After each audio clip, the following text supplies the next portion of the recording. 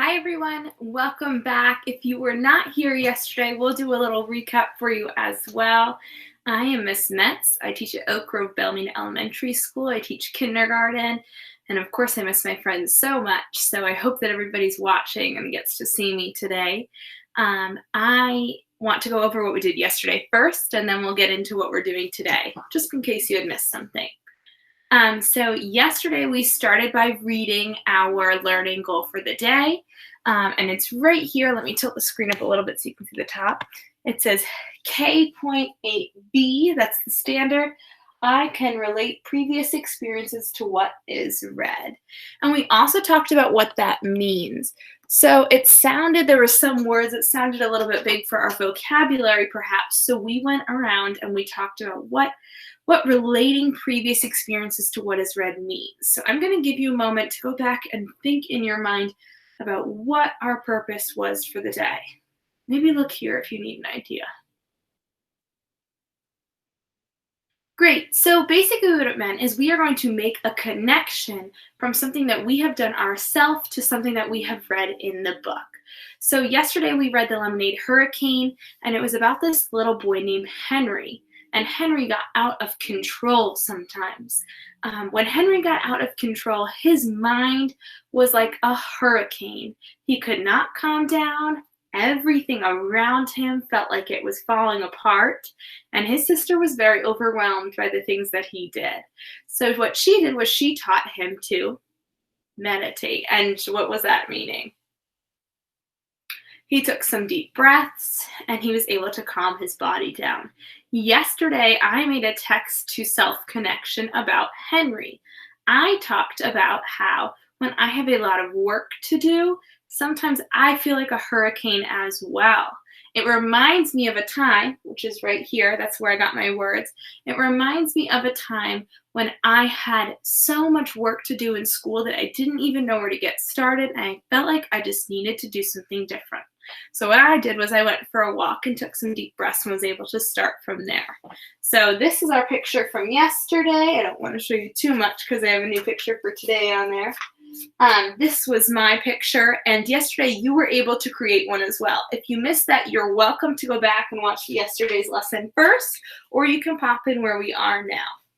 Now today, we're going to reread that story, The Lemonade Hurricane, and when we reread that story, we're going to add in a new vocabulary word, because yesterday we worked on chirping and hurricane. We'll go back to those as well, and we're adding in a new vocab word, and then we are going to relate the story today with us to Henry's sister. Henry's sister was somebody that had to help somebody else calm down and help them to meditate. So we're going to think about a time where we had to help somebody else instead of a time that we were frustrated like Henry. We'll switch it up today. So first, we're going to go to our slides so I can show you and your family exactly where to find the book if you'd like to follow along with the book, or go back to it later when you're doing your read response. So let me share my screen with you.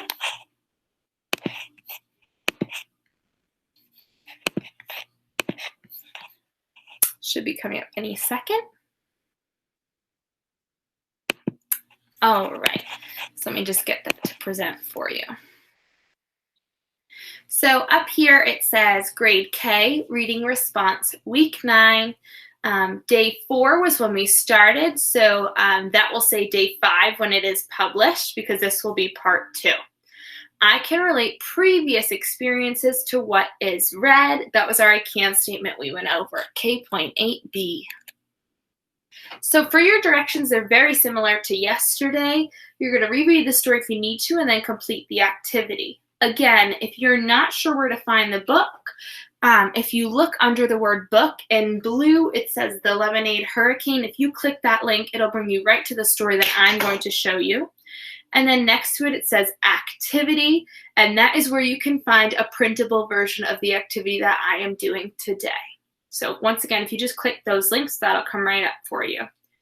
And then at the bottom, I have our vocabulary for focus. Our first word was chirping yesterday. Anybody know what that meant? A high-pitched sound, and they talk about that when they're outside and they hear a lot of birds chirping. And then they have hurricane, and why do we talk about hurricane in the book? Yep, it's in the title.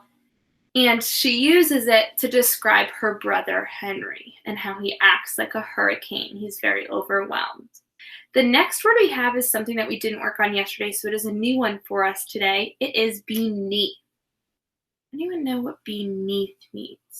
It's a word you might have heard before.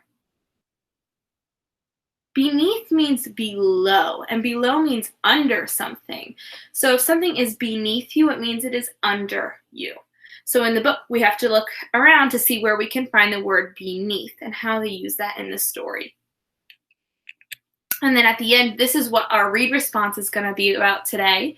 So today it says, when I read about this, so you have two parts, not just one. We have to talk about when you read about a certain part of the book. So it should relate to Henry's sister today. When you read about something that she does, I thought of this and what you thought about when she did that thing and how it made a connection to your life. So let me exit this and we can get to the book so we can reread our book. Here we go. The Lemonade Hurricane, a story of mindfulness and meditation. And then we saw Henry carrying the cup with ice and some lemonade in it. It looked like it was spilled. If you remember, you might know why Henry's spilling that lemonade. So it is written by Licia Morelli and illustrated by Jennifer Morris. My name is Emma. Remember, this is who we're writing about today. My name is Emma. My days are busy and full. Sometimes I need to stop and rest. Already I'm thinking about sometimes I need to stop and rest. This is Henry. Henry likes to wrestle, roar, and drink lemonade. They call him the Lemonade Hurricane. Roar! Henry's days are busy and full. Look at all those activities he has to do. Looks like he has a pretty good sister helping him out, though. You can tell that she does a lot of things with him. Sometimes too busy and too full. That's when Henry gets wild. When Henry gets like this, I try and stay out of the way. Sorry. Chomp, whack, kick. But it doesn't always work. Well, it looks like it's very frustrating for Emily because if you can see in the top, she is building a castle. And when Henry is a little bit out of control, he chomps, whacks, and kicks her castle down. And now she doesn't have a castle anymore. It's broken. I really don't like hurricanes. She seems to be very frustrated. I wish Henry could calm down sometimes. I wish I could show him how. Then we could play together. Henry's fun when he's not a hurricane. See all of her dream ideas about how she wishes they could do all these fun things together. She really wants to be close to him. Maybe I can show Henry how to be still. That'll be helpful. The next day, is he being still? No. I wonder what she'll try. Watch this, I say.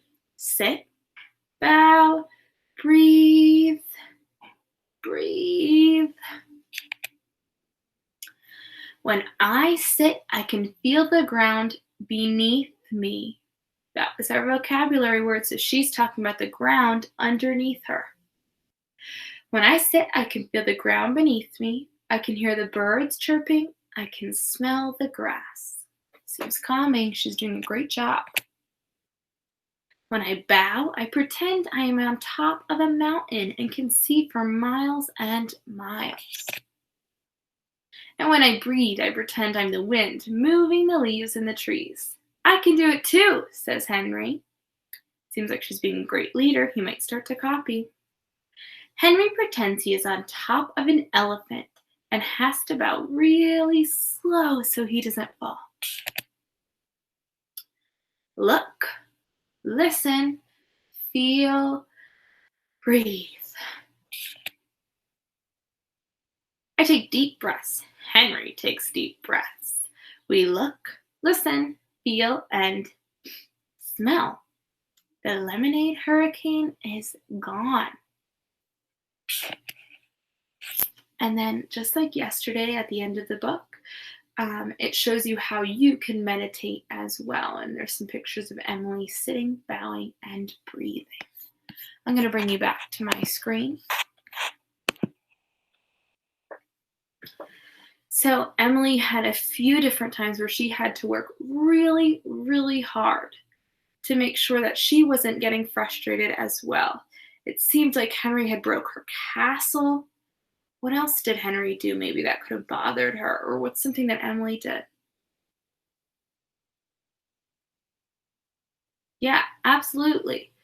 She had to really be a good example and be a leader. We talk about that a lot in my school, about how important it is to be a leader. So instead of joining in with Henry, Emily really had to show him, even though he might not have wanted to try it, she did it on her own. She needed to show him a way to calm his body down. Emily's a really great sister, and I made a connection with that as well. So there's a lot of different ways you can make a connection to Emily in the text today. So I am going to think aloud with you, just like we did yesterday, so that we can brainstorm some things for you to write about. So remember, we talk. It reminds me of a time. So when Emily is feeling so frustrated with Henry, it reminds me of a time when I felt frustrated too. So remember, I'm going to share my screen just to show you one more time what the worksheet you're going to be using right now is, or you can use it after.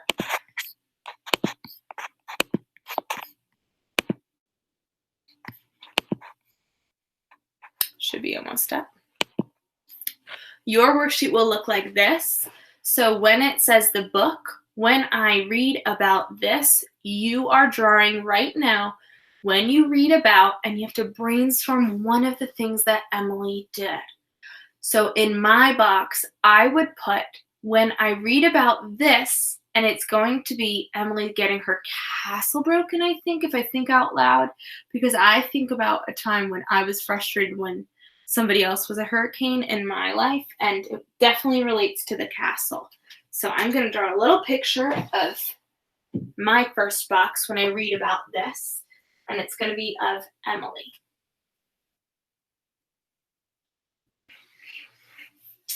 Just a small little picture. I'm just going to draw a sad face because that's easy for me. And her castle maybe with a flag. And I'm going to draw a foot in here to show that that was when Henry stomped on the castle. So when I read about this, that's what you're drawing in there. And I'll go back to my big screen so you can see what I just drew. I drew when I read about this, and I did the foot stomping on the castle and a sad face to show that Emily was probably really sad. So when I read about this, it reminds me of a time, and I would write when I felt frustrated too with my sibling. And I have a little sister, and when she was born, I was kind of old. So I was about 10 years old when my little sister was born. So when she was really little, I remember she used to cry. And right now I'm thinking aloud for you, and you can think about your experiences too. She used to cry and cry and cry. And not only was I frustrated, but my mom would get really frustrated. She just didn't want her to cry anymore.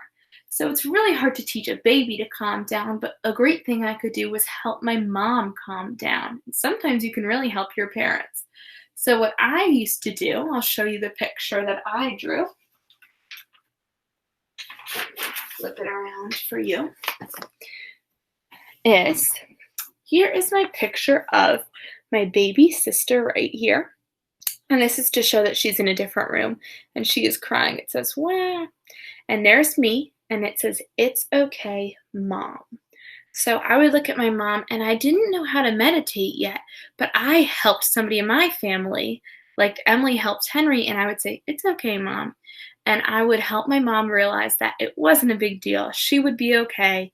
And we would breathe together, and we would find out a way to calm our bodies down because it can be really frustrating. So that is my making a connection today.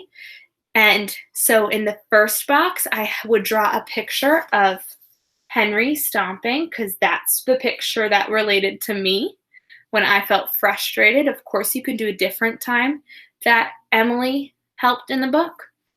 And then on the other box on your worksheet, which would be this, I drew a time when it related to me because it reminded me of a time where I helped somebody in my family and I had to help my mom calm her body down.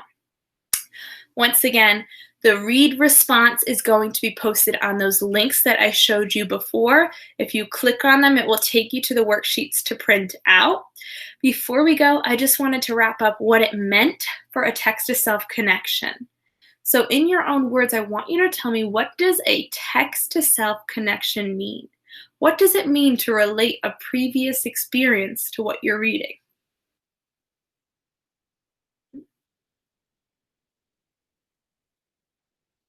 It means that you need to find a part in the book that reminds you of something that has happened in your life. The reason we do this is because this helps us learn stories from the book.